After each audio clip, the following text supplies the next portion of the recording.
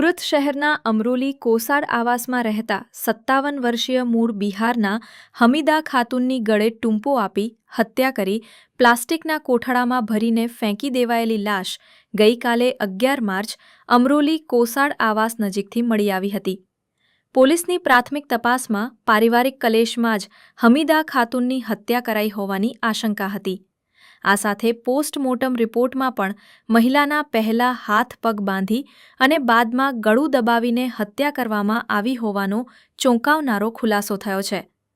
પોલીસે શંકાના આધારે પરિવારની પૂછપરછ કરતા મોટો ઘટસ્ફોટ થયો છે।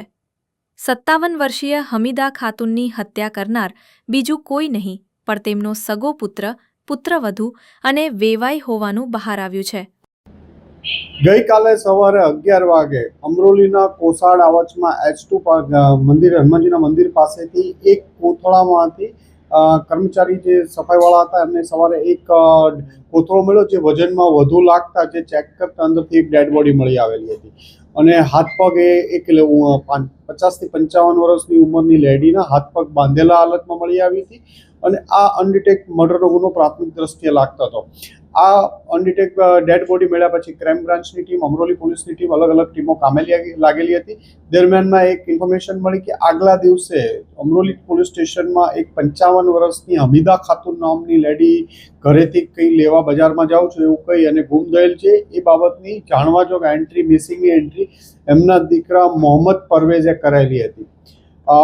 વેરીફાઈ વધુ ડિટેલમાં ક્રાઇમ બ્રાન્ચની ટીમ દ્વારા અને અમરોલી પોલીસ સાથે રાખીને બધું તપાસ કરતા પૂછપરછ દરમિયાન એમના ઘરના ફેમિલીના શંકાસ્પદ માણસો લાગી આવતા હતા અને ક્રાઇમ બ્રાન્ચમાં એક લીડ મળી હતી કે જે હાથ પગમાં દોરી બાંધેલી હતી એવી સેમ જે ચિંદી હતી એમના ઘરમાંથી પણ મળી આવી। એટલે એમના ઘરના લોકો આ મર્ડરમાં સંડોવાયેલ હોવાનું પ્રાથમિક દ્રષ્ટિએ લાગતા ક્રાઇમ બ્રાન્ચની બધા જ પોલીસ ઇન્સ્પેક્ટરો અને ટીમ દ્વારા એમના બંને દીકરાઓ બહુ બધાની ઘનિષ્ઠ પૂછપરછ કરતા નાનો દીકરો પરવેઝ જેણે પોતાની મા ગુમ થયાની અમરોલી પોલીસ સ્ટેશનમાં જાણવાજોગ દાખલ કરેલી હતી તે અને મોટાભાઈ વસીમની પત્ની શબાના આ બંને આ મર્ડરમાં સંડોવાયેલા હોવાનું હતું। આ બંને વચ્ચે પ્રેમ સંબંધ પણ હતો। આ પ્રેમ સંબંધમાં એમના સાસુ ઘણીવાર એમને પૈસાની બાબતમાં મગજમારી કરતા હતા અને ઘરમાં ઝઘડાઓ થતા હતા। આ બંને એમના જે શબાનાના ફાધર છે ફિરોઝ આલમ જે બિહાર સમસ્તીપુર રહે છે એને બોલાવ્યા હતા।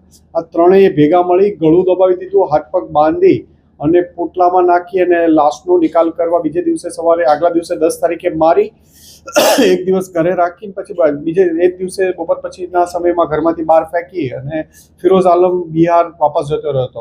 ક્રાઇમ બ્રાન્ચની ટીમે કાલે આ બંનેના ઇન્ટ્રોગેશનના કન્ફેશન પછી તરત જ એની માહિતી મેળવી અને બિહાર એસટીએફ સાથે મદદ લઈ અને એને તરત જ પટના રેલવે સ્ટેશન પાસેથી એને પણ ડિટેન કરાયો છે।